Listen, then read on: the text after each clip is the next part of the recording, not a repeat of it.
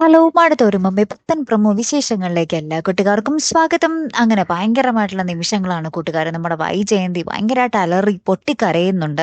നമ്മുടെ ബാലചന്ദ്രന്റെ അടുത്ത് പോയി ചോദിക്കുന്നുണ്ട് നമ്മുടെ വൈജയന്തി എന്തിനാണ് എന്നോട് ഈ ക്രൂരത ചെയ്യുന്നതെന്ന്. അപ്പൊ നമ്മുടെ ബാലചന്ദ്രൻ പറയുന്നുണ്ട്, നിനക്ക് എന്തെങ്കിലും എന്നോട് തുറന്നു പറയാനുണ്ടോ? അങ്ങനെയാണെങ്കിൽ നിനക്ക് തുറന്നു പറയാം, ഞാൻ കേൾക്കാൻ നിന്ന് തരാം എന്ന് പറയുന്നൊക്കെ ഉണ്ട്. അപ്പൊ നമ്മുടെ വൈജയന്തി ഇങ്ങനെ ഒന്ന് പതറുന്നതല്ലാതെ ഒന്നും തുറന്നു പറയുന്നില്ല കേട്ടോ. അപ്പൊ നമ്മുടെ അലീന നമ്മുടെ ബാലചന്ദ്രന്റെ അടുത്ത് വന്ന് പറയുന്നുണ്ട്, പാവം ഒന്നും അറിയാതെ ഇങ്ങനെ ഒരു പാവനെ പോലെ ഇങ്ങനെ കളിക്കുവാണ് എന്ന് പറയുമ്പോൾ നമ്മുടെ ബാലചന്ദ്രൻ പറയുന്നുണ്ട്, പാവോ, അവൾക്ക് എന്നോട് അത് തുറന്നു പറഞ്ഞാൽ തീരാവുന്ന പ്രശ്നമല്ലേ ഉള്ളൂ എന്ന് നമ്മുടെ ബാലചന്ദ്രൻ പറയുന്നുണ്ട്. വൈജയന്തി ആണെങ്കിൽ ഒന്നിനും തയ്യാറും അല്ല താനും. ലാസ്റ്റ് നമ്മുടെ വൈജയന്തി അവിടെ നിന്നും ബാഗും കിടക്കയൊക്കെ എടുത്ത് എല്ലാം കാറിലാക്കി, കാർ ഇങ്ങനെ ഓവർ സ്പീഡിൽ ഇങ്ങനെ ഓടിച്ചുകൊണ്ട് പോകുന്ന ദൃശ്യങ്ങളാട്ടോ കൂട്ടുകാരെ നമുക്ക് കാണുവാൻ സാധിക്കുന്നത്. പൊട്ടിക്കരയുന്നുണ്ട്, ഭയങ്കരമായിട്ട് നെഞ്ചു പൊട്ടി കരഞ്ഞുകൊണ്ടാണ് നമ്മുടെ വൈജയന്തി കാർ മൊത്തം ഓടിക്കുന്നത്.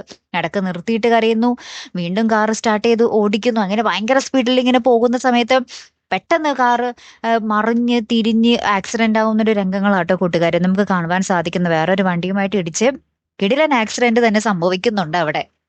ഇനി നമ്മുടെ വൈജയന്തിയുടെ ജീവൻ എന്ത് ആപത്തായിരിക്കും സംഭവിക്കുന്നത് എന്ന് മാത്രം നമുക്ക് അറിയേണ്ടതുള്ളൂ. വൈജയന്തി ഇങ്ങനെ ഭയങ്കര സീരിയസ് ആയിട്ട് കിടന്നാൽ പോലും നമ്മുടെ അലീന തന്നെ ആയിരിക്കും ശുശ്രൂഷിക്കുന്നത്. അലീനയുടെ ശുശ്രൂഷിക്കൽ വഴി ചിലപ്പോൾ നമ്മുടെ വൈജയന്തിയുടെ മനസ്സിലേക്ക് അലീന കയറി പറ്റാനും മതിയാവും. അങ്ങനെയും കൂടി ആയിരിക്കും ചിലപ്പോൾ കഥ വരാൻ പോകുന്നത് അല്ലെ. കാത്തിരുന്ന് തന്നെ കാണാട്ടോ. അടുത്തൊരു വീഡിയോയുമായി വരുന്നത് വരയ്ക്കും ഗുഡ് ബൈ.